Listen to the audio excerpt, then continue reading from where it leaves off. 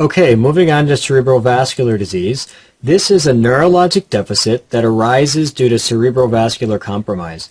It's usually due to ischemia or a decreased blood flow to the brain, but it can also be due to hemorrhage into the brain. Now, the first example would be global cerebral ischemia, but before we go there, why don't we just highlight a paradigm. So here's cerebrovascular disease, and of course it can be due to ischemia or it can be due to hemorrhage. Now, when you have ischemia, that ischemia can be focal, or it can be global. And by focal we mean that it involves a region of the brain, and by global we mean that it diffusely involves the entire brain. And so global is called global cerebral ischemia, and that's what your text is referring to here.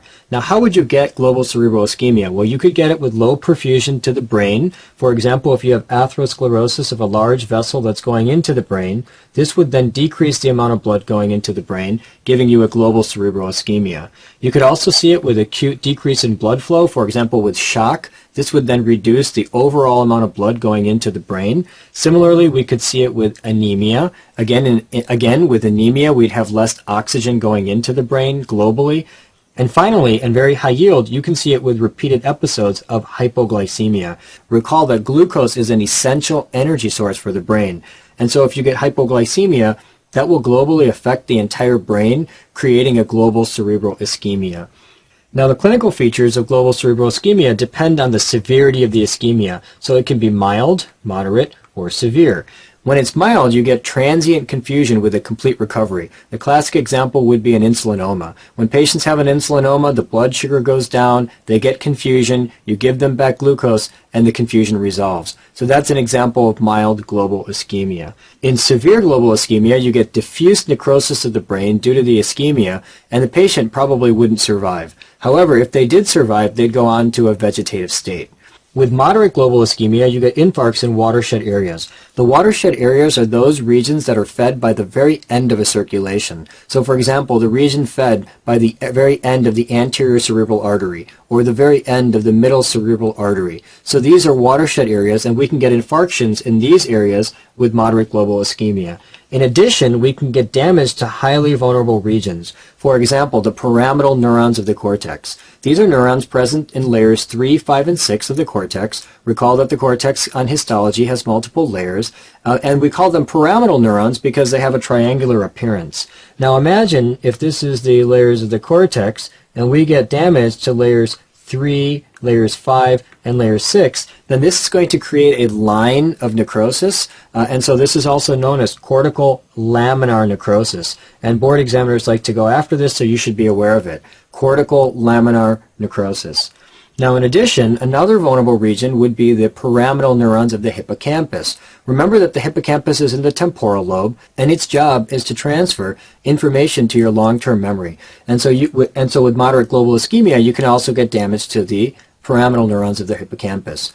And the third area that is highly vulnerable is the Purkinje layer of the cerebellum. So with moderate global ischemia, you could also get cerebellar signs.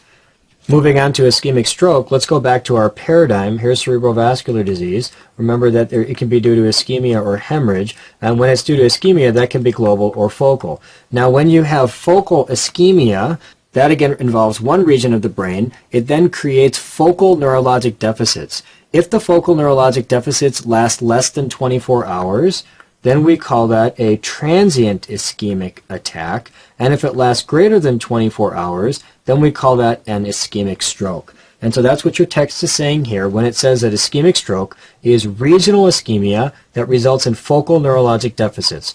If it's greater than 24 hours, you call it a stroke. And if it's less than 24 hours, you call it a transient ischemic attack. Focusing on ischemic stroke, there are three ways by which you can develop an ischemic stroke. The first is thrombotic. And the idea here is that you've got a blood vessel feeding the cortex, and here's the cortex out here. You've got atherosclerosis within the blood vessel. This atherosclerotic plaque ruptures. That exposes subendothelial collagen and the necrotic debris within the plaque, resulting in formation of a thrombus. So now you cut the blood supply. When you cut this blood supply, you're then going to get infarction way out in the periphery of the cortex, and this infarction will be a pale infarction. Now the second type of stroke will be a embolic stroke. And the idea here is that you've got your blood vessel feeding the cortex. A thromboembolus, for example, from the left heart comes in and lodges within this blood vessel. That cuts the blood supply long enough for the neurons to die, but then this thrombus gets lysed, and then blood goes back in, which then results in a hemorrhagic infarction here at the periphery of the cortex. And again, that's called an embolic stroke. Now let's briefly visit these in the text, then we'll come back to the third cause of ischemic stroke. And so we say that a thrombotic stroke arises due to rupture of an atherosclerotic plaque. Remember that atherosclerotic plaques usually develop at branch points of arteries. Now, this will then result in a pale infarct at the periphery of the cortex, as I've already explained. And here's a picture just showing you a very, very early infarction. This is all normal here, and then you can kind of see here that this is a little bit discolored, and so this region here is about to undergo infarction. But again, the point that I'm trying to illustrate here is that you get a pale infarct at the periphery of the cortex. The second type of stroke would be an embolic stroke. Here you have a thromboembolus that arises usually from the left side of the heart, classically in the context of atrial fibrillation, and that goes and lodges into the blood vessel, usually the middle cerebral artery. This will then result in a hemorrhagic infarct at the periphery of the cortex. Now, board examiners like you to understand that when you have a thrombotic stroke, for example here, then you are going to get a pale infarction. And when you have an embolic stroke, for example here, then you are going to get a hemorrhagic infarction.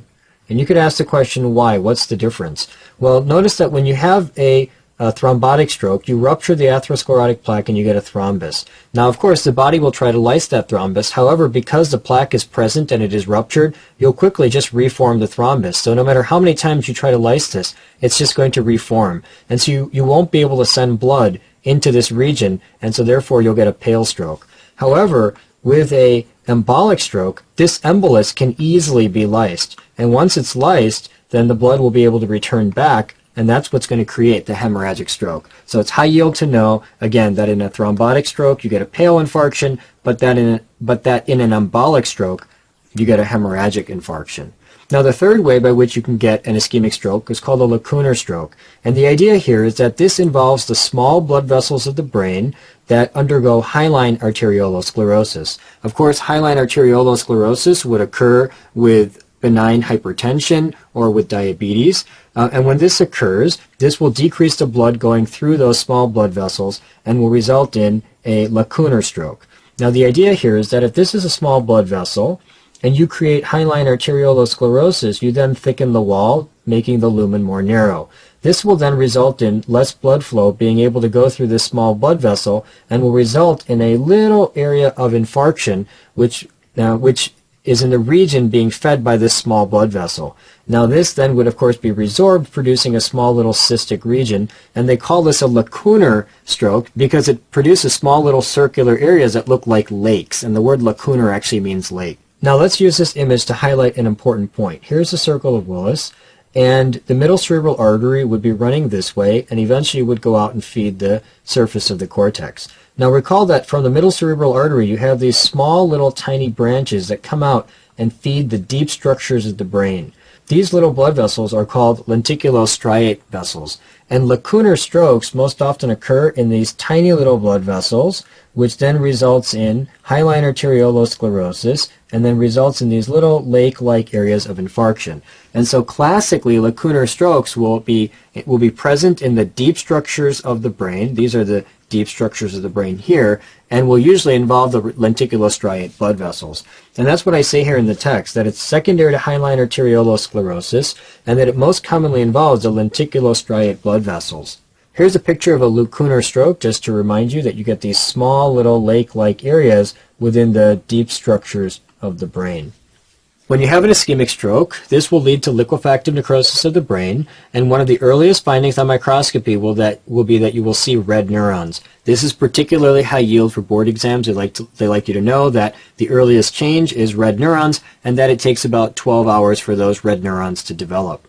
Now, after the cells die, you'll eventually get inflammation, and so the inflammation will first be neutrophils and then be macrophages, but of course in the brain, the macrophages are called the microglial cells. And then, of course, after the first week of inflammation, you'll then go into a healing phase, which is granulation-like tissue. It's not exactly granulation tissue, but it's sort of granulation-like. And then the eventual result, after about a month, will be that you'll have a fluid-filled cystic space surrounded by gliosis. And gliosis simply refers to the reactive astrocytes that will line that cystic space with this gliotic connective tissue. Now let me just remind you that the sequence here is very similar to the sequence that we had within the heart, if you remember your cardiac lectures. Remember there I told you 1 day, 1 week, 1 month. And the idea here is that it takes about a day for the cells to die, and before that you would see red neurons. Once the cells die, you'll have a phase of inflammation that is from 1 day to 1 week, and it'll begin with the neutrophils, and then eventually the microglial cells will come in, and then from 1 week to 1 month you'll have this granulation tissue. It's not exactly granulation tissue in the brain, but it's sort of granulation tissue-like. But then eventually that will result in this cystic space. So you'll have a cyst, and of course there will be gliosis or with astrocytes around that cyst. And so that's particularly important that the final stage is a gliotic cyst. Now there's 2 areas that board examiners like to focus on here. The first is that you get red neurons, and so these are the red or pink neurons that are present as these cells are dying and undergoing apoptosis. And of course this would occur at about 12 hours and would be present for up to the first 24 hours. And then the examiners like you to know that the very end stage is a cystic lesion which is surrounded by gliosis. And of course the center is cystic because it underwent liquefactive necrosis. Now the next topic is intracerebral hemorrhage, but before we discuss this, let's go back. You have cerebrovascular disease, and this can be due to ischemia or it can be due to hemorrhage. When it's due to ischemia, that can be focal or that can be global. And we've already discussed both focal and global. So now we're going to discuss hemorrhage, and there's 2 types of hemorrhage. There's intracerebral hemorrhage, or hemorrhage into the brain parenchyma, and then there's subarachnoid hemorrhage, which is hemorrhage into the subarachnoid space. And both of these, again, are a type of cerebrovascular disease. With that background in mind, intracerebral hemorrhage is bleeding into the brain. It's classically due to rupture of Charcot-Bouchard microaneurysms, which is a complication of hypertension, and the basal ganglia is the most common site. Let's use this image to clarify some of what we just said. So here is the circle of Willis. The middle cerebral artery is coming up and feeding the surface of the cortex, and recall that you've got these perforating vessels coming here, which are called the lenticulostriate vessels. Now remember that the lenticulostriate blood vessels can undergo hyaline arteriolosclerosis in the face of hypertension, and that hyaline arteriolosclerosis will decrease the blood supply through the vessel and could result in lacunar infarctions, as we've already described. However, another possibility would be that you could actually get hyaline arteriolosclerosis that weakens the wall of these blood vessels so that the blood vessels develop something called Charcot-Bouchard microaneurysms. Now those Charcot-Bouchard microaneurysms can rupture, and when these rupture, you'll then get bleed within the parenchyma of the brain. Here's a picture highlighting that the basal ganglia is the most common site, and again, of course, that's because you've got these lenticulostriate blood vessels that are feeding the deep structures of the brain. Moving on to subarachnoid hemorrhage, this is when you have bleeding into the subarachnoid space. It presents a sudden headache, quote-unquote, the worst headache of my life, with nuchal rigidity. Were an LP to be performed, it would show xanthochromia, which basically refers to a yellow tinge to the CSF because of bilirubin breakdown products. Now, when you have a subarachnoid hemorrhage, this is relatively easy on examinations because you'll see a bleed on the bottom of the brain. So really, this is the only thing that gives you a bleed on the bottom of the brain. So they show you the brain upside down with blood sitting on the basal surface, and that then would tell you that there's a subarachnoid hemorrhage. Now, very high yield to note that the most frequent cause of a subarachnoid hemorrhage is rupture of a berry aneurysm. Recall that berry aneurysms are thin-walled saccular outpouchings that are most frequently present in the anterior circle of Willis, particularly at the branch points of the anterior communicating artery. Very high yield, examiners like you to know that the most frequent location of berry aneurysm is in the anterior circle of Willis at the branch points of the anterior communicating artery. Now, the idea here is that these berry aneurysms can easily rupture because they lack a media layer. Illustrating this, here is a blood vessel with an intima a media, and an adventitia. So this is one wall, and here would be another wall where you have an intima, a media, and an adventitia, and of course blood is flowing this way.